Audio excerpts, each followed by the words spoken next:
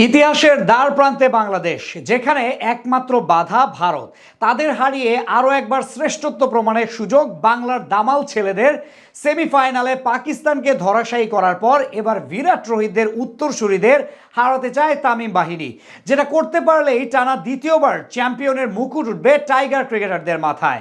ভারতের বিপক্ষে বাংলাদেশের ট্রফি অর্জনের লড়াই নিয়ে বাকিটা জানবো রিপোর্টে।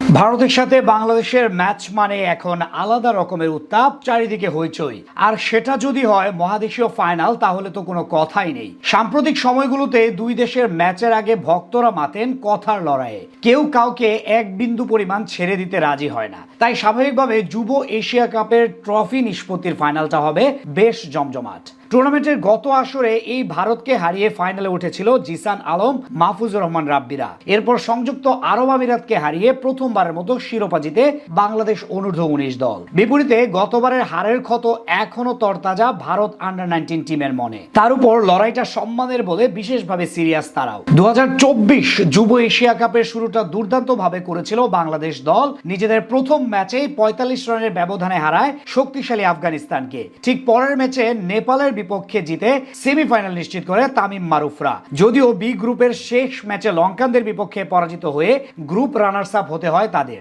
এরপর সেমিফাইনালে গিয়ে পাকিস্তানকে কোনো প্রকার পাত্তা না দিয়ে 7 উইকেটের বিশাল জয় তুলে নেয় লাল সবুজের প্রতিনিধিরা। উল্টো দিকে ভারতের শুরুটা ছিল পুরোপুরি হতাশার। প্রথম ম্যাচে নিজেদের চিরপ্রতিদ্বন্দ্বী পাকিস্তানের যুবাদের কাছে হারতে হয় বড় ব্যবধানে। যদিও বাকি দুই ম্যাচে জাপান ও স্বাগতিক সংযুক্ত আরব আমিরাতের বিপক্ষে জিতে কোনো মতে সেমিফাইনালে আসে বিরাট রোহিতদের উত্তরসূরিরা। শেষ চারে লঙ্কানদের হারিয়ে এখন ফাইনালে উঠেছে তারা। সাম্প্রতিক বছরগুলোতে বয়সভিত্তিক দলে উল্লেখযোগ্যভাবে সাফল্য পাচ্ছে বাংলাদেশ আন্ডার-19 দল। 2016 সালে যুব বিশ্বকাপে সেমিফাইনাল খেলার পর 2020 সালে ভারতকে হারিয়ে হয়েছিল চ্যাম্পিয়ন। ওই বছরই এশিয়া কাপের ফাইনাল খেললেও রানার্স আপ হয়ে সন্তুষ্ট থাকতে হয় তাওহিদ হৃদয়দের। সেই ক্ষত মুছে দেয় মাহফুজুর রহমান রাব্বিরা। 2023 এশিয়া কাপ জিতে অর্জন করে এশিয়ার শ্রেষ্ঠত্ব।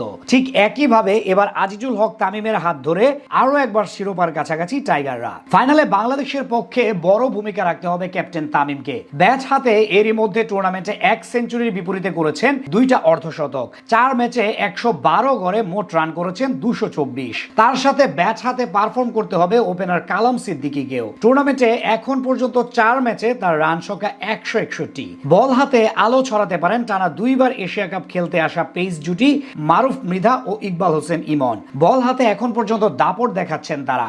গত ম্যাচেও ইমন শিকার করেছেন 4 উইকেট। এছাড়া টুর্নামেন্টের এখন পর্যন্ত সর্বোচ্চ উইকেটের মালিক পেসার আল ফাহাদ। 4 ম্যাচে মাত্র 13.5 গড়ে উইকেট নিয়েছেন মোট 10টি। বিপরীতে বাংলাদেশের জন্য ভয়ের কারণ হতে পারেন 13 বছর বয়সী আলোচিত ক্রিকেটার বৈভব সূর্যবংশী। ব্যাট হাতে টুর্নামেন্টে প্রায় 150 স্ট্রাইক রেটে এখন পর্যন্ত করেছেন 167 রান, গড় প্রায় 55 রান ইনিংস প্রতি। তবে শক্তিমত্তার বিচারে অনেকটাই এগিয়ে থাকবে বাংলাদেশ। দুই দলের ম্যাচটি অনুষ্ঠিত হবে রবিবার বেলা 11টায়।